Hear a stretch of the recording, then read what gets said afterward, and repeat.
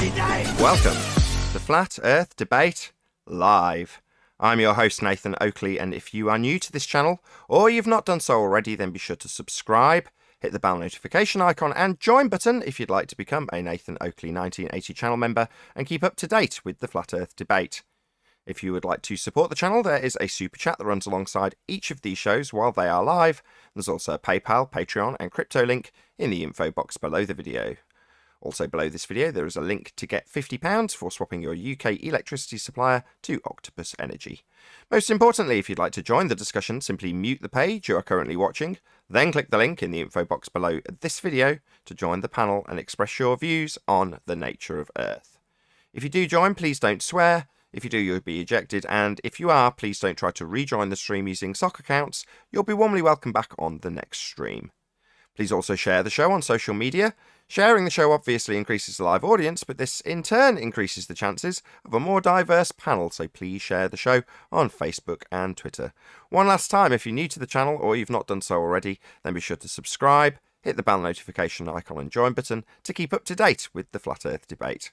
Now, we are joined by Neil, 10th Man, the Adam Meakin, Paul, and a whole bunch of people in Discord, so welcome one and all.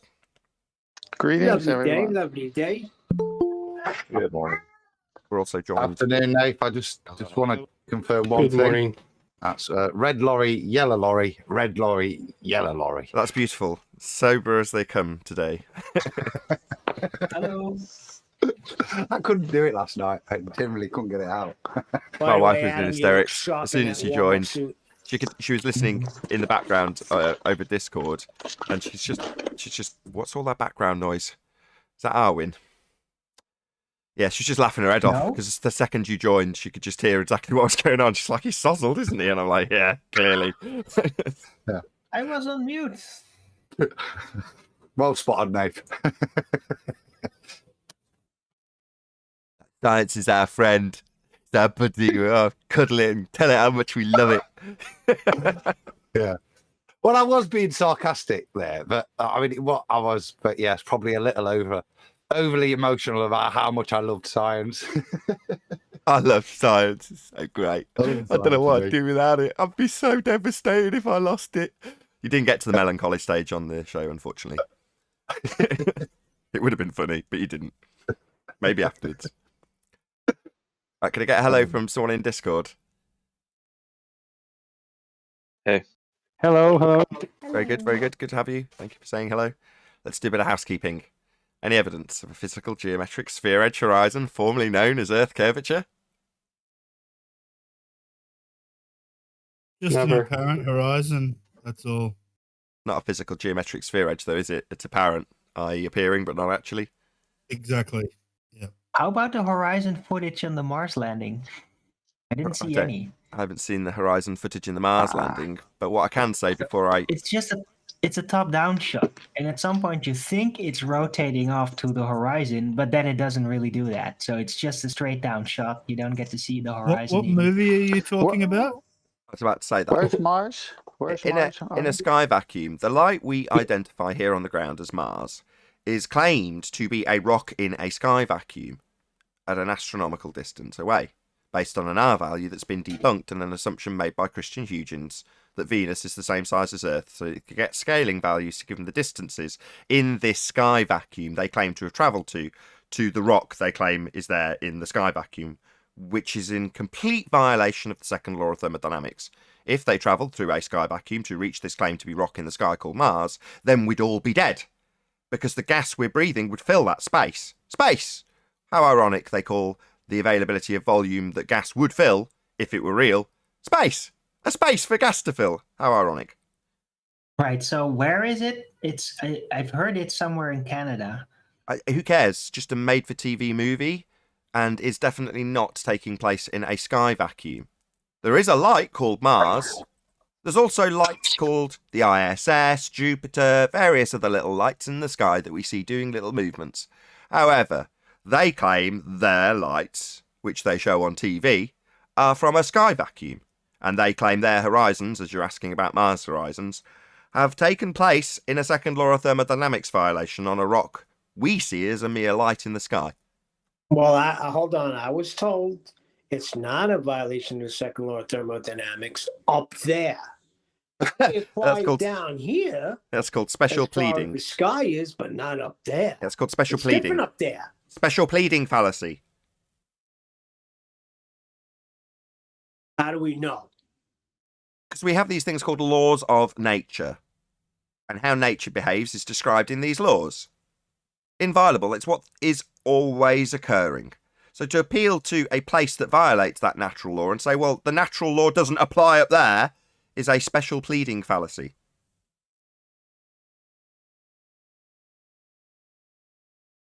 Any evidence that you can have gas pressure without the necessary antecedent of a container to press upon. According to them, not up there. No, it's the other way around. The second law of thermodynamics doesn't apply to the Earth. The rover is evidence that you can have gas pressure without a container because they went there, And when they landed in the crater, and settled. NASA has settled it. when you Right. And likewise, you can defy aging if you go through the wardrobe. I've seen it. You go through the wardrobe, you spend a significant amount of time in Narnia, and then when you come back, you're the same age you went through. They filmed it. It's happened, Neil. No, it's a violation of natural law with a special pleading fallacy attached in this instance. I'm just taking you through a conversation I had with somebody yesterday. This is the answers I'm getting back. Okie dokie. Yeah, special pleading. That's what you're getting back. Yeah, but then I was asked, how do you know? Did we go up there? How do I You know? haven't We've got gone a up law there of nature. personally. Law of nature, just told you. How do we know? Well, there's laws of nature that describe the way nature behaves. And nature abhors a vacuum. There are no natural vacuums, but what you want me to believe that the entirety of everything above my head is a vacuum, an available volume for gas to fill. Look at the picture on screen, right? These little white bits, this is high pressure gas. And this is a 10 to the minus 17 torr vacuum in their fantasy, right? Well, entropy law, that's the second law of thermodynamics. This gas, which wants to expand in all directions, it's not going down, go boom, boom. It expands in all directions to fill the availability of volume it has to fill. Well, it would fill this volume if it was a 10 to the minus 17 torr vacuum. The problem is you don't get this view, yeah? And what you get of a black area from a high altitude balloon is claimed to be a vacuum. Impossible. A violation of natural law. It's as simple as that. Yeah, I agree. But here's what's the scary thing is the deception is so deep that it just kept going back in a circle. Like, yeah, but they're there. They go there. They went, it's a real belief in the moon landing and that there's actual satellites. Let it go. Let it go. So it's hard because the deception is so deep. Like the normal person, they just believe it and that's it. Time to let them go. After you've pointed out that it's a violation of natural law and that he's not experiencing that place, he's only experiencing it on a television show, and then the comparison with Narnia is made, at that point, given that that person has no empirical evidence of their own or any experience of their own of a sky vacuum that stands in violation of natural law, all he's got to go on is what has been presented on TV. If that's his standard, then more power to you, my friend. Don't believe everything you see on TV. Sometimes they'll present you natural law violations and claim to be travelling through them.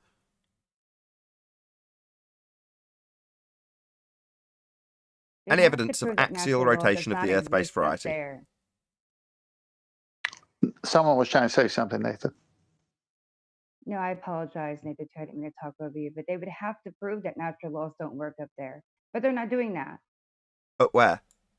Up in the sky vacuum? This is what I went vacuum. Right. I know. So that's what they'll do. They use circular reasoning. So they say, well, obviously, we know it isn't going to fill the space because the sky is a vacuum and it's not filling it. So appealing to their fundamentalist religious zealotry to prove their religious zealotry. Oh, right. So because you think the sky is a vacuum, or because you've seen it on TV as a vacuum, therefore violation of natural law is perfectly acceptable. No, it isn't. Hey, everybody. Hey, Nathan. Hey, Brian. and gas goes down, go boom, boom. No, it doesn't. It expands in all directions.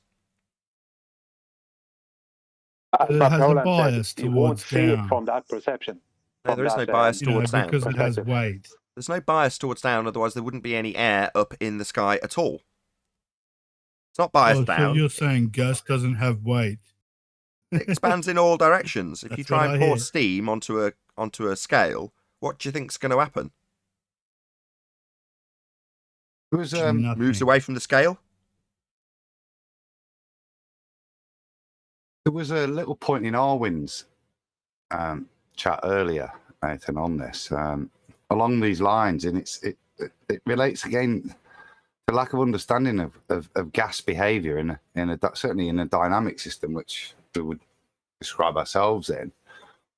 Someone suggested saying to Arwin, "Well, tell me why then we're all not choking to death because carbon monoxide's pooling at the bottom, like you're in some kind of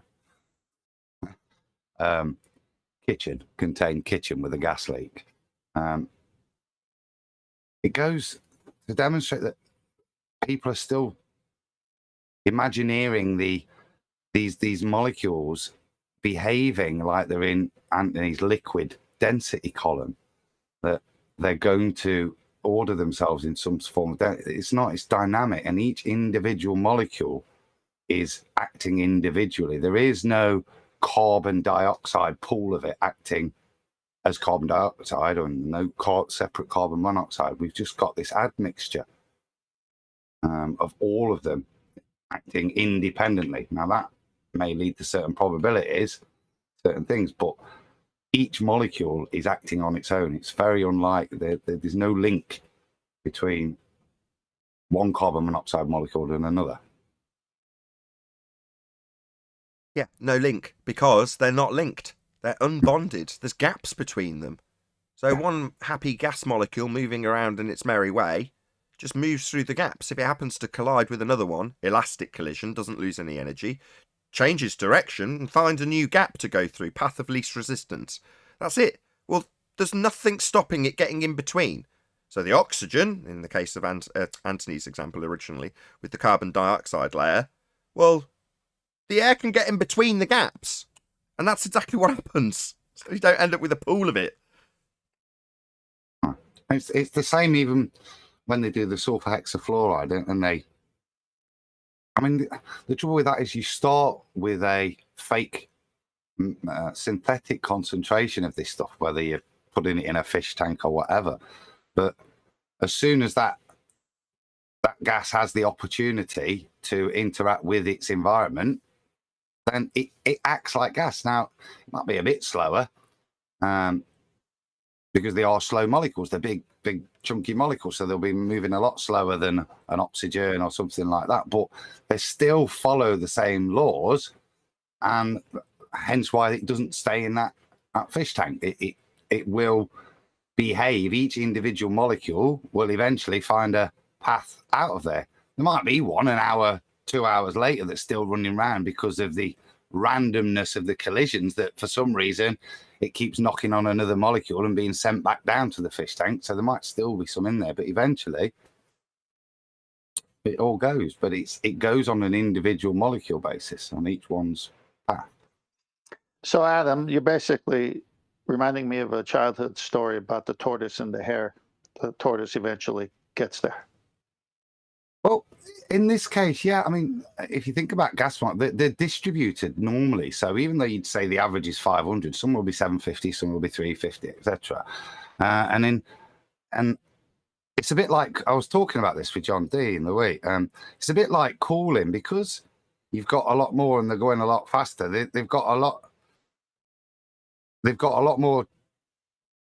Basically, the higher the pressure, it's like cooling. The higher the pressure, the quicker the dissipation will occur. But it also doesn't mean a fast molecule is going to get out of there, because its probability could have loads, like I said, those internal collisions. Yet you could have the hair slowly go out and not collide, because it's random path. So even molecule speed isn't necessarily the only predeterminant of it. It's all to do with entropy and probabilities. And as Nathan said, I think, but it's proportional to time, and over time, the gas will fill the space. That's gas behavior. Yeah. And how quickly it'll do it, you can describe and measure with entropy. The rate is proportional to time. we have a dynamic system, and even indoors, you will have, because of the dynamic system we have, we are in a position to live in it and have an indoors. And indoors, the same as outside, you will have convection happening. So it's impossible for gas to stay in any way static. Even if you have a container with gas inside of it, it's inside a container. The container might be static, but the system it sits in is not static. So even a container with different gases in it won't stay static. It's going to always, with convection, it's going to move. There's no way to stop that. Hot, cold is going to constantly displace each other, and it's going to constantly have movement. So people, sorry, just let me just finish this thing. So people asking, why is there not a load of carbon dioxide or whatever pooling at the bottom on the ground level? Because of convection. Sorry, think what? No, so you're saying there's no static quo? Yeah.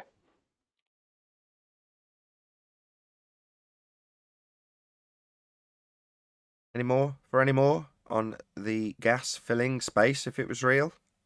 Ultimately debunking the recent claims of Mars landings that have taken a journey through this sky vacuum in violation of natural law to occur, to present you with the pictures on TV that you will never experience firsthand. Any more on this subject? I have a quick video, a 20-second video to, if I can just join on my computer as well and share it. So 20 seconds. Okay. Of the real world. It'll show two different things happening at one time. Sure. 1 second, I'll join. Okay. While he's looking, might as well re-ask the question. If anybody from Discord wants to pipe up, any evidence you can have gas pressure without a container?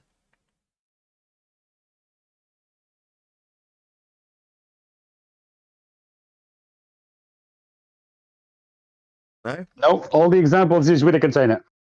This picture on screen, albeit of a molten iron core example, still has high pressure gas next to a 10 to the minus 17 torr vacuum.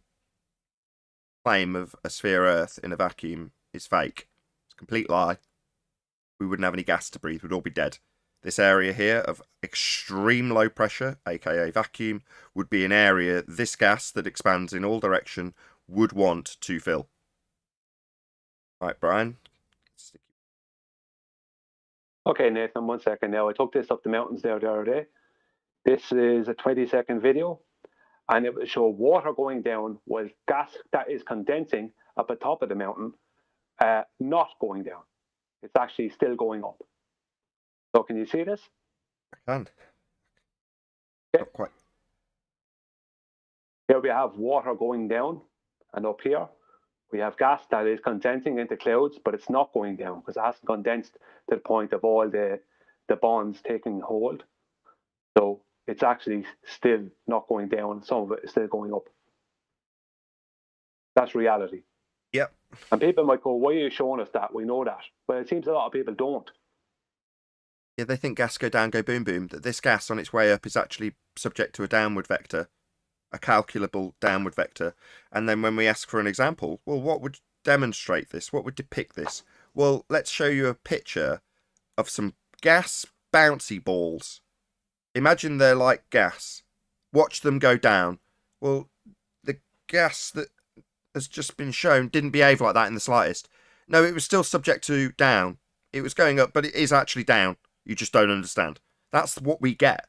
Like, no, it's not going down. It's making its way up. Just in violation of your down, go boom, boom gravity. Analogy there. It's a bit like pouring the bouncy balls into the tank, and after a little bit of while, all those bouncy balls kind of levitating 2/3 of the way up the bouncy ball tank and still exhibiting that bouncing behavior, bouncing off of each other, but none of them going down, but staying in a kind of layer. That's what they show in there, that that equilibrium in the air there is allowing that layer, but fundamentally demonstrating that it's not subject to a overreaching downward vector. If anything, it's demonstrating the opposite. Right. And gas has that behavior. See how any gas could have got here in the first place. Without containment, there would be no how pressure. How could an atmosphere ever have formed? It wouldn't. Without the container, there would be no pressure. So you wouldn't be able to form the gas pressure. It'd need to go up from the ground if it was formed there in their system, and then hit something to come back down and stay here. If it had nothing to hit, it would never form gas pressure because it's not pressing on anything. It would just expand into the sky vacuum and dissipate, never to return. And we'd never have formed gas pressure in the first place. But this is where a baller That's would right. say, yeah, but the non-force force contained it. Any scientific, that's why. Sorry, Nate. any scientific evidence of gravity? Not in that video. Yeah, the gas didn't go down, go boom boom like solid bonded bouncy balls used in false equivalence. No, it didn't. It went up. That's right. Yeah. I The saw in water that was vi- going down. Sorry. I saw in that video an actual spring, but not the kind that Rumpus is talking about. Yeah, it's a waterfall, water going down, and the condensing gas that hasn't been condensed into phase change back into water yet is not going down. Right. So the acquisition of intermolecular bonds to form liquid water would be the reason it fell down, go boom boom. Yeah. Nothing to do with gravity and everything to do with the intermolecular bonds in that example with the water cycle. However, if we assume that gas has many bonds like bouncy balls, then you can show it going down, even though it doesn't do that in reality. But you need it to if you're going to assert that, well, there's a force holding it here, stopping it going into the vacuum. It's the downward force. Look, watch bouncy balls go down, and then watch Brian show you what a cloud does. Yeah, we're at the point where we have to actually just show them actual video of reality, because explanation has not done it for 6 years. Yeah, your false equivalents Brian, don't cut it. Gas doesn't go down, go boom boom, and showing us bouncy balls poured into a fish tank and saying that, imagine the bouncy balls are like gas. No, because gas isn't like that. It doesn't behave like that in any way, shape, or form. Gas It would, is however, non-solid. dissipate into a sky vacuum if it was real, debunking space. So the best plan of attack, if you're a globe believer, is to then talk about acceleration and debate about that. Because then you're not talking about gas, not qualifying that it expands in all directions and therefore would fill a sky vacuum and we'd all be dead. Just argue about what a bouncy ball will do all day. That's much less damaging. Quick question on that video again. Brian, if we were to just take a sample of the air where you were taking the picture and extrapolated the pressure, the density, the number of molecules per cubic meter there, and then we went up into that cloudy layer, would the density in the cloudy layer be higher or lower than where you were? It's a good question. Well, it would be slightly. It would be probably slightly higher because it's starting to condense. I would expect it to be a bit higher. But when it condenses, then it will turn into water. No. Hold on. Let me get this straight. You're saying that the density increases when you're going up into the clouds. That's an interesting point now, isn't it, Adam? It's kind of a nonsensical. I wonder who'll latch onto that. Well, what I would say is water vapor is less dense than all the gases that make up air. So that density may not be a whole lot different. It might just appear different because it's water vapor. But once it gets past a certain point of that phase change, then it will be more dense. It has to be. But It's going I to don't- fall I think through. it actually Exactly. is more dense until it becomes Yeah, fat I falling realise down the drain. you're operating on the cusp of that phase change in terms of this description. I appreciate that, and it was qualified by Adam. But yeah, it must be. It's going to get so dense it falls back down again, right? So yeah. Yeah, But it's denser than the stuff below it. While when it turns into liquid, then the density of the cloud decreases because it's removed out of the gaseous phase. But at that point, before, the stuff above is more dense than the stuff below. How interesting. I don't know though, Adam, until the bonds take hold, because water vapor is less dense than all the gases we breathe. So it might just more look dense, more then. dense, but it may not be. I don't know. You could be 100% right. Who cares? It's not gone down, go boom boom. There is no downward vector.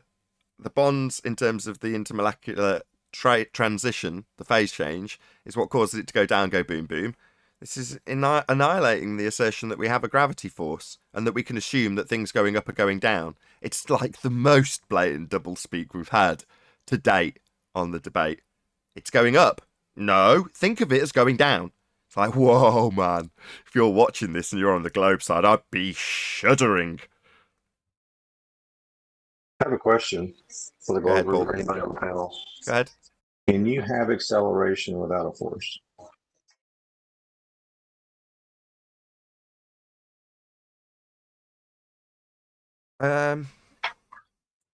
I'm hesitant to answer because of my my recent praise for Dr. John Dee.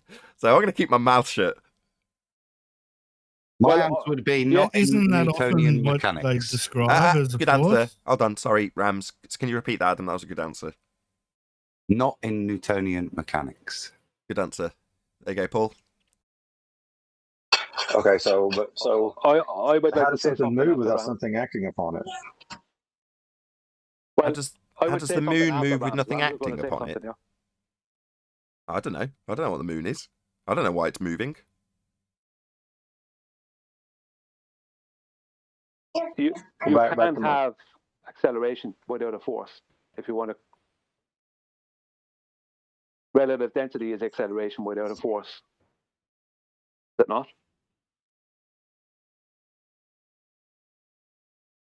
Good point. Are the Also, other molecules- there's a lot of pauses here Hold on, because are the everyone's oth- cogs are turning. Can you just repeat that, Brian, just in case it's slipping by people? These are epic points that should be laboured and paused on. Can you repeat yourself, please, Brian? Yes, no hassles. Relative density causes acceleration, and that's not a force. So you can have acceleration without a force. Well, here the only thing I would have asked about Did that Anthony are the prove other that? molecules. Hold on, Hold on. Neil. Just let the points be made clearly. Go ahead, Paul. Okay, so are the other molecules acting upon the other molecules, causing it to accelerate? There's a differential. There's a differential between the two things. Relative density disequilibrium to give you the direction or the vector.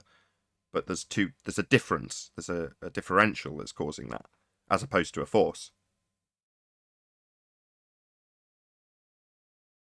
I get that and I hear that, but I mean, but are the other molecules that, like, if you increase the density, you're actually adding molecules into the solution or whatever, and are those molecules acting upon the thing that's moving in the solution? In the most literal way, yes.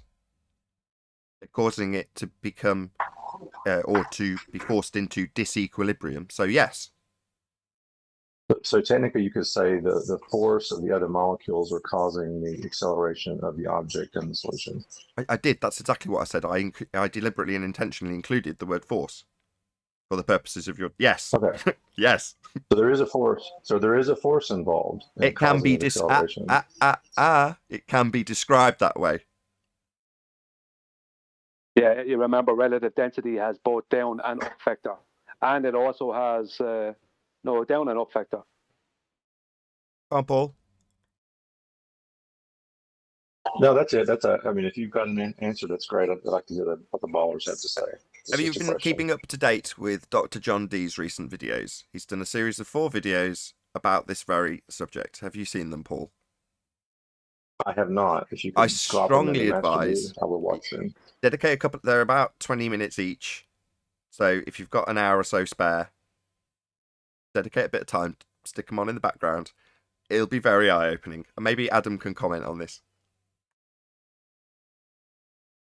I was reading about clouds. I'm ever so sorry. That's okay. Did you want me to prompt you into the conversation or what? Yeah, bring me in because I was. Okay, so we're talking. The question that's on the table currently is there a force when relative disequilibrium is, or relative density disequilibrium is achieved, and there's a movement? Are the interactions or capable of being described as a force? Now, at that point, I shut my mouth and went, in light of Dr. John Dee's recent videos, I'm going to keep very stum.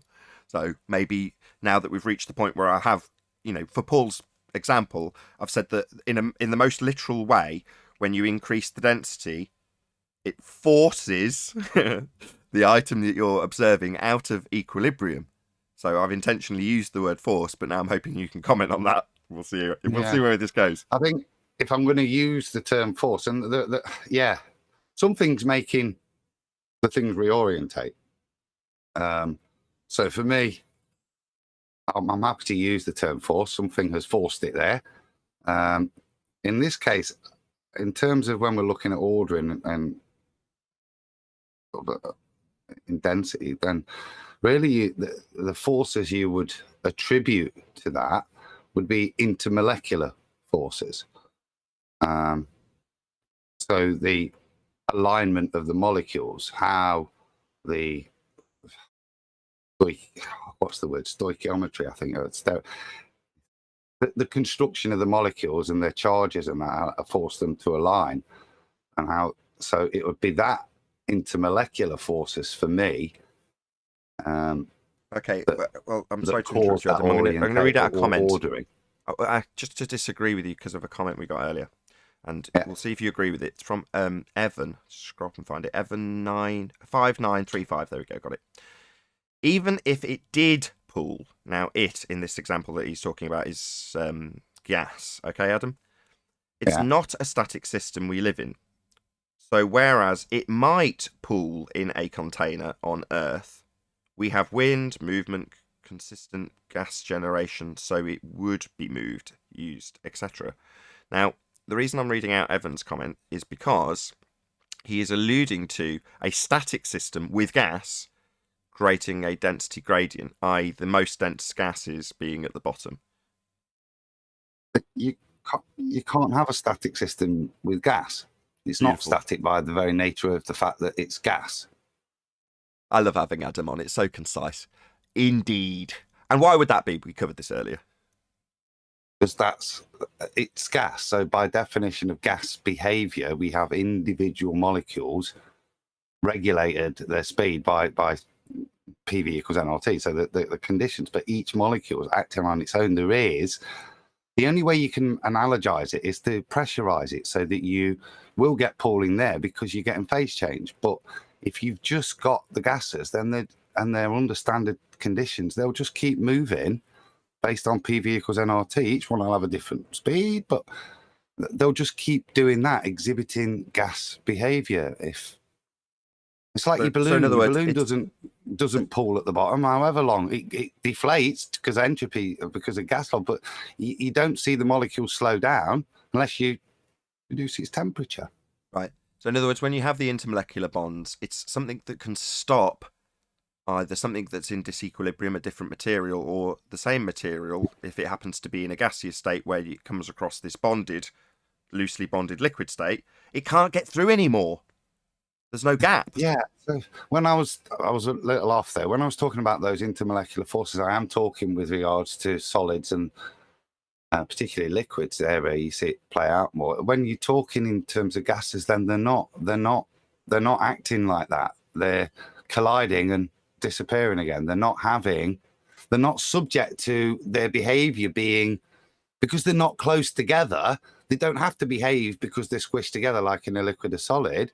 They're so far apart. If they hit each other and off they go again. Their behavior isn't constrained by the charges on the atoms and stuff and that sort of behavior. It's just literally smash and off you go.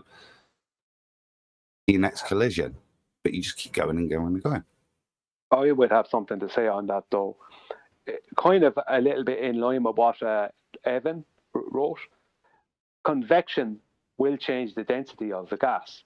Hot air will rise and cold air will fall, but that's maybe not the best way to describe it.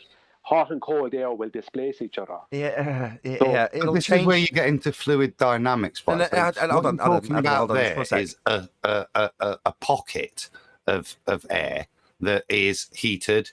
Maybe there's direct sun on that, so it's energized. But the nitrogen, the oxygen, the carbon dioxide, they're all energized. And so what you then see is diffusion with that other pocket of air near. So they start to interact, and that's where you get fluid dynamics described. But it's the pocket that's behaving and diffusing. The individual molecules and the different elements in there aren't behaving differently. If you increase that pocket, then or relatively they all speed up. If you increase the temperature of that pocket, they all speed up. but they're still speeding up. So it's the difference there's between not really a point to get where well, you're going to it isn't. It have. isn't. Let me just try. What you're describing is the gaps in between when you've got something that's unbonded versus something bonded, and that has no effect on the description that's being given by Brian. What you're describing just affects the rate of entropy, and you're having it described to you as a diffusion effect between one pocket that's at a potentially higher pressure than the gas next to it, and therefore you're going to have it align with entropy, i.e. it's going to diffuse into that area over a period of time. But that's going to be affected by how hot it is, how cold it is, i.e. the rate will change, but how the gas behaves fundamentally with gaps between it, with something that's potentially claimed to be less dense, just flying in between a load of stuff that's more dense. And suddenly that stuff has got less dense stuff mixed in between. And over time it will just diffuse. That's just how it behaves. It's gas. But it doesn't affect the rate. The rate is what you're describing when you've got like a convection.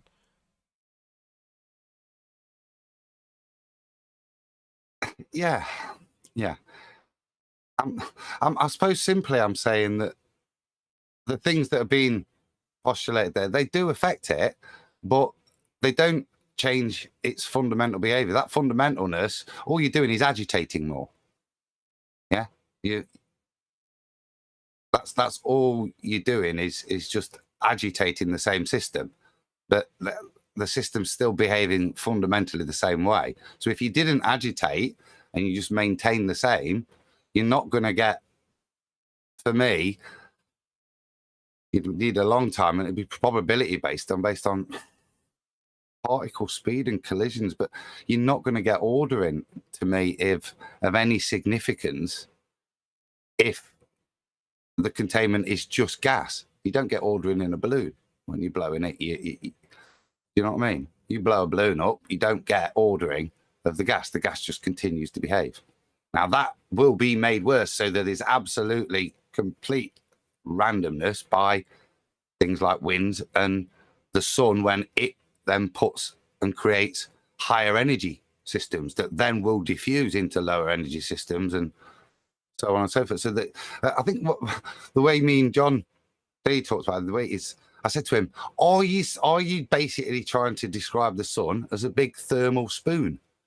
And that's how I'd describe it. But and that's a good description. I mean, it was described about 2 years ago by Quantum Eraser as the greatest entropy generator known to man. And when you describe agitation, you're describing our influence on forcing disequilibrium, which has formerly been described as force. Well, what we see when we describe these dynamic systems is either an attempt to reach equilibrium and then a cycle forming, a perpetual cycle, which is harmonious in itself, self-contained harmony, because it's cyclical. But it's only cyclical because of its attempt, nature's attempt, and this isn't the reification fallacy, to seek equilibrium, which is all it ever does. Yeah. When the sun heats up that bit over here and it's next to a bit that's now generally cooler, then those two things, because they are next to each other with no barrier, then they'll diffuse and they will reach equilibrium again. If the sun's then moved over, left those two bits, those areas will equilibrate again. That's the way it works. Indeed. Well, could I just say, just on that point there, a while back we were talking about the question that Paul asked that kind of got us onto this track. Can acceleration exist without a force? Well, relative density is not really a force, but it does cause a force. But if we're talking about something like gas behavior, convection is the force that causes the changes in density and the movement. So convection is the force there. But in general, relative density causes a force. Because relative density is not a force, it's more of a description, isn't it?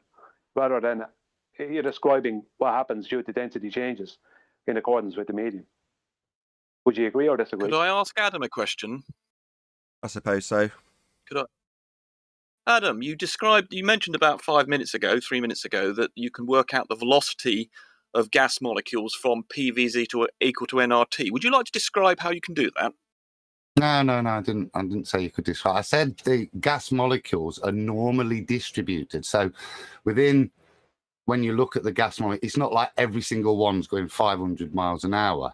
It follows it. So some are going a bit faster, some are going a bit slower, but it's normally distributed. That was the point I was making, Rumpus. How do you use the formula that you offered to help you do that? No, I didn't. I said within that, where we're looking at that, and we're talking about the gas molecule speeds. If we look at PV equal MLT, we can increase they're all relative, those functions. So if we increase the temperature, then the molecules are going to go faster, aren't they? So how do you use the formula PV is equal to nRT to help you work out the velocity? So I was that's what you said. You said you'd use PV is equal to nRT, the gas law, to determine the velocity of the molecules. How do you do that? You wouldn't use that word. I didn't. And if that's you wouldn't use that formula, then. So you were wrong. That PV equals so nRT you're wrong to say that. Demonstrates that if you increase the temperature, you'll increase the speed of the molecules, doesn't it? That within the. So you're wrong then to say that PV is equal to nRT would help you determine the velocity of the molecules. You were wrong in that. Stop being silly. Yeah. So were you or were you not correct in saying you use that formula to determine the velocity of the molecules? Yes or no? Were you wrong or not? Is the point I'm making correct? If we increase the temperature, will the gas molecules go faster or slower? Formula PV is equal to nRT to determine. If I increase the temperature, will the gas molecules go faster or slower? So let's try it again. You made the statement. If I increase the temperature, will the gas molecule go faster or slower? Velocity of the molecules. Were you wrong in saying that? Yes or no? I'm done with him now. Waste of time, mate. He's just, I don't know what he's trying to point, but I mean, the basic principle I'm making is there. So if you can answer that. No, it's got to the point where you're asking him something. Therefore, he's going to now say, you need to continually answer my questions. And I'm not going to answer anything you put to me, but I will talk through it every time you attempt to ask him something. Yeah. He hasn't answered my question. Immediately, he hasn't answered my question. No, he's going into detail. There's a back and forth that he might require Rumpus answer a question, but he's not tolerant of that. I asked him a question. I know. And then he gave you an answer, and then there's a supplementary question for you that's following that, and you don't want to tolerate it. We know what's happening. He hasn't answered the question. Yeah, I know. You're just going to bleat that he hasn't answered you continually. Yeah, there's no back and forth, only you in the driving seat. No, that's not happening, Rumpus. I told you last time. No. Formula is the one to use. No, you're not going to just babble and get your way and say, no, you're just going to be answering my questions. That's not happening. I've told you before. I'm happy to answer any questions he's got. Excellent. Go ahead. Ask him, please. So, if I increase the temperature, will the gas molecules go faster or slower? That's not the answer to my question, which is... So, when you said you were happy to be asked anything, well, your response is that's not the answer to my question. So what you actually mean to say is, I'm happy to ask questions and get them answered and nothing else. Yeah, we know. I've pointed that out. This is the third time. We know. He's currently deflecting like crazy. No, not deflecting. That's what you're doing. It's ultimately also projection. When you deflect a question that you said you were happy to answer and then claim we're deflecting because it wasn't the answer you were hoping for, you weren't asking, you were being asked. And all you've done now is manage to achieve your namesake, cause a bit of a disruption so that maybe the audience will lose track of the fact that the V in this particular law that's being described would also debunk space. It's a volume, isn't it? Let's deal with the question I asked. I'm happy. No. I've already told the audience and you, and last time you came, that it's not just going to be a constant barrage of questions from you, with you ignoring everything put to you, claiming you're really happy to hear it, and then saying that's not the answer to my question in response. Yeah, that's not going to happen. You don't seem to understand. You don't seem to be getting it. No, we're not just going to take your questions. What I will do is point out that what we're describing has a V in it. Yeah? And that V is a volume. Now, if we look at the picture on screen, we've got gas. And if we're going to use this formula, what's the volume? Adam, what volume would we use if we were going to calculate for the gas in the picture on screen? Can't see the picture. Where are we? Picture of Earth in space. Oh, well, you would unfortunately, I think the ballers have assigned a number to the infinite vacuum of space, but I would suppose have to assign a drunken 8 to it. In what, infinite? Yeah. Right. I mean, they have given a number, but ultimately speaking, the point of this discussion is that the volume would be the volume that the gas has available to it to use this calculation. Now, if that was something being put to me as a glober, what I would want to do is pick on one of the panel members personally, pick on some minor detail that you feel he's got wrong, and focus on that. Because if you do, the conversation will quickly veer away from how fake space is. Because in the formula being discussed, there's a V in it. Now, the V is the volume, and space is a volume.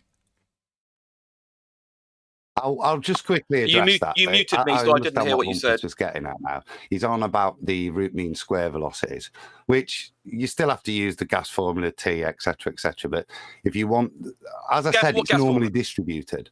So you do what's called a root mean square velocity. I think that's what Rumpus is referring to. If you wanted to actually calculate the individual particles of, say, the oxygen speed or the nitrogen, I think that's what he's frantically trying to find a point to pick me up on, which has got no real relevance to the point I was making. But yes, that is a different formula. I see. But ultimately, in terms of PV equals nRT, we've still got a V in it, though, and that would be the volume of space, wouldn't it? Do you use that formula? No, you're not going to take control of the conversation. We're now having a conversation about how space is fake. Now, I realise that you want to focus on some minor detail, Rumpus. I'm just not allowing you. You refused to answer a question put to you and said, when declaring how much you wanted to answer it, you were asked and said, that's not the answer to my question. Now you don't get to play anymore.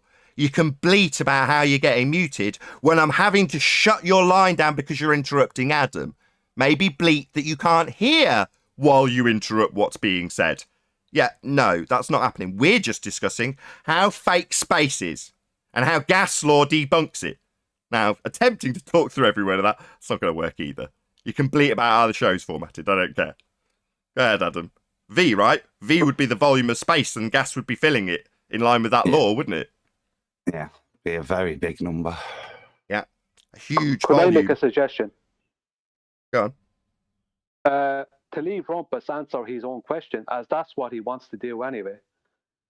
Right. No, he wants to cause a disruption. You were always under the misapprehension that Rumpus wants to come here and somehow be cooperative. He just wants to take the conversation away from how fake space is, discuss one personal detail about one member of the team, rather than focus on the V in PV equals nRT and how volume would be the volume of space. His exact He's point, a dishonest if you want moron. to know what it was, he will not. is He that doesn't I know was what he's talking about. about, and now I've shown he doesn't know what he's talking about. He's dodging the question. Just mute him up for me, and I'll address the point. So what he was trying to do, Brian, was when we were having that discussion, and I was talking about particle speed, and then I quoted PV equals nRT. He wanted to bring me back to the simple fact that actually, if you wanted to calculate particle speed, you use the root mean square of it, and it takes parts in there. But like I said, it had nothing to do with the point I was making. PV's equal nRT, though, has it? Simple question then, which sits overreaching all of this, which is, do the particles go faster or slower if we heat them up? So it is exactly as Nathan describes. He's come in, look, to cause a rumpus over nothing. It's not addressing the issue we were discussing. It's a minor detail, which I think I've addressed quite sufficiently. So I think we're done with him, really. Question.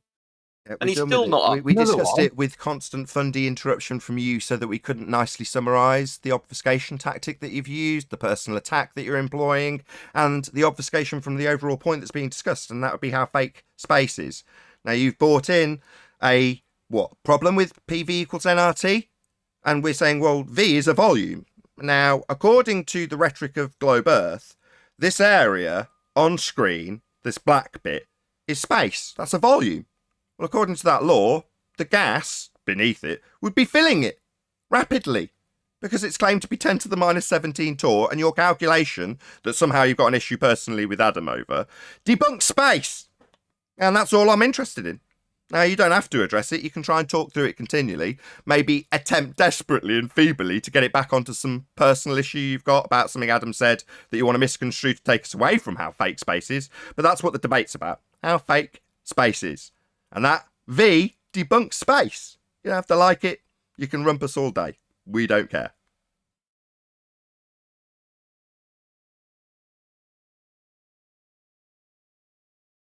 So about that V, Adam. Giant, and PV equals nRT. If we stick with that formula, yeah, then then the reality is that whenever they try to do any calculation, because the Earth is in their model open, yeah, unfortunately the V has to encompass both their atmosphere and the rest of the space surrounding it. So it means you have zero, there would be zero pressure Right. on Earth. It would soon be gone. We'd all be dead if the black area was a vacuum. We'd all be dead. We'd have no gas to breathe. You can calculate how quickly it'd go. Oh, right, no, that's not how you'd calculate the rate. Oh, right, that's fascinating. Still a volume for gas to fill, though.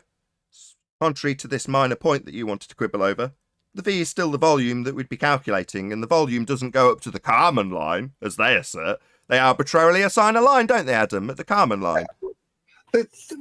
Again, me and John were talking about this in the week, and he was trying to say, well, how quickly would it disappear? I said, well, that whole premise is based on the fact that you start with a pre-assigned system in the first place, which via their model is impossible to happen because they would have to gather atmosphere. So at no point would there be a point in their model that this thing could just disappear off, have a potential to or to stay, because there would never be a starting point.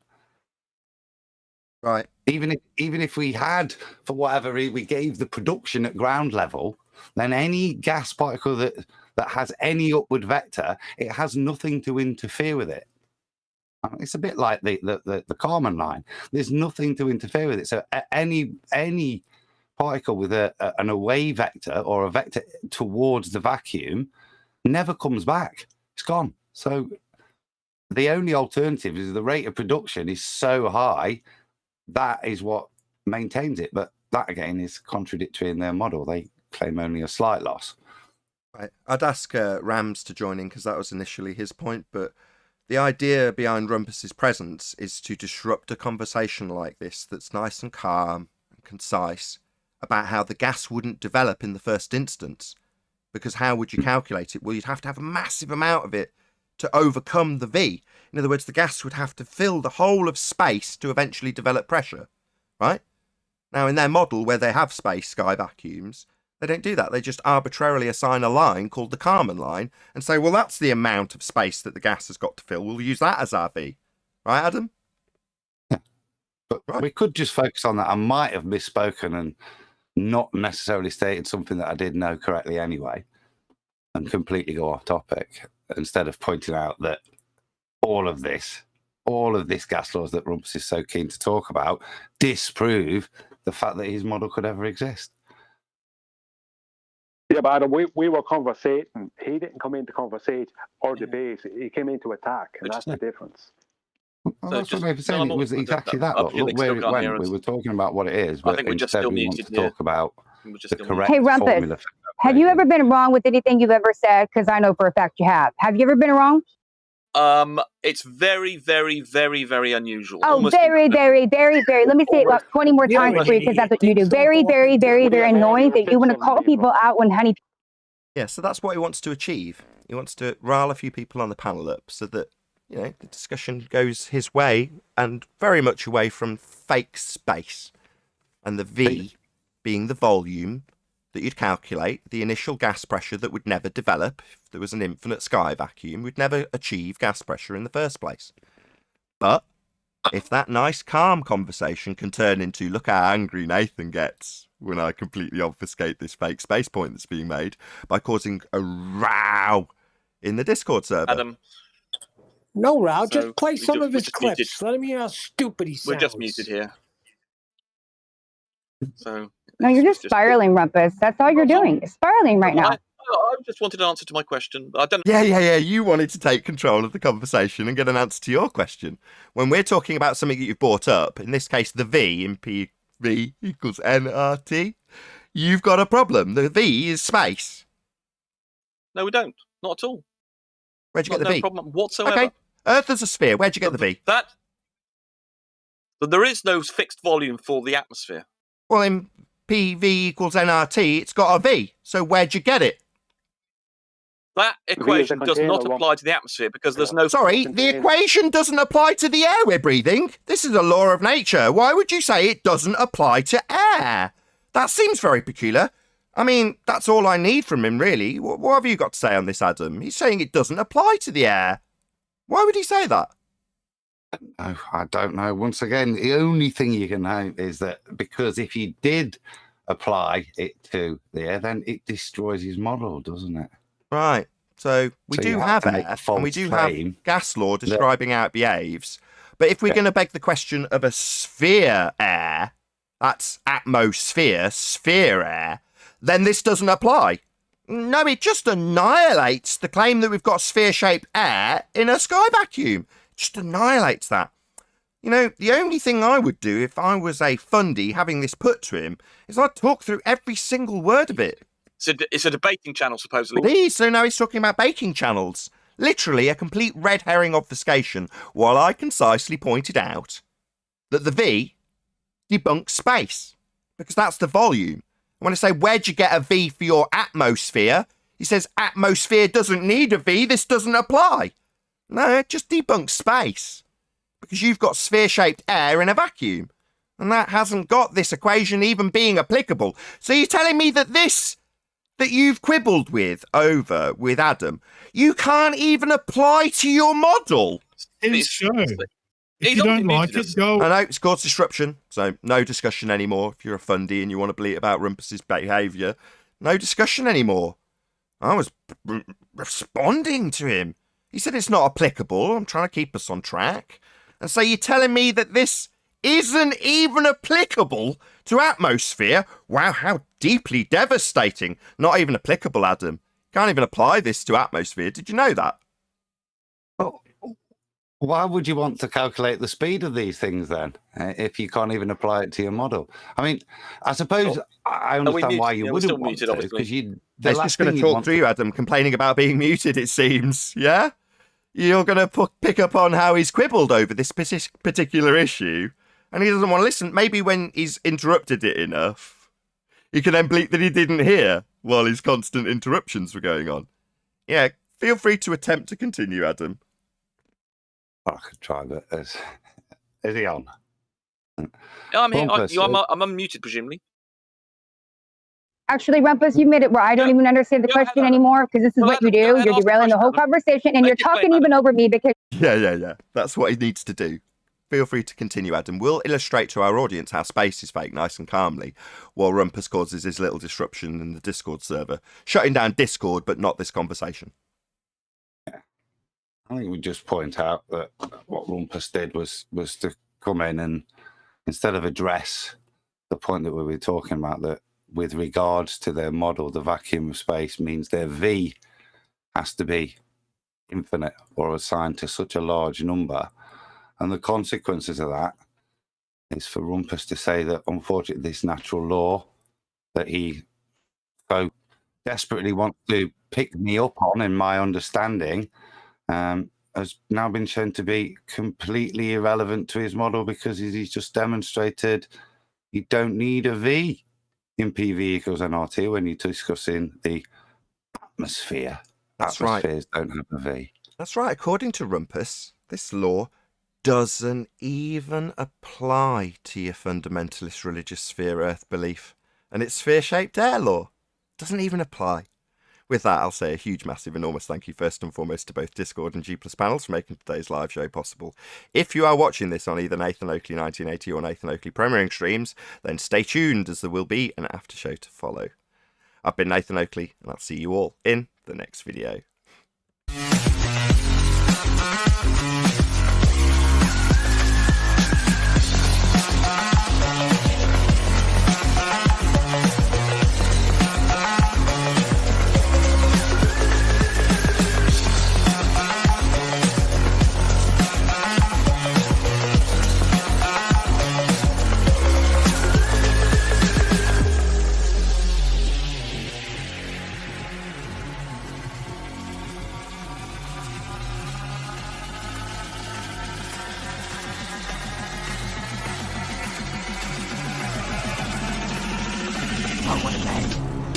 fucking day.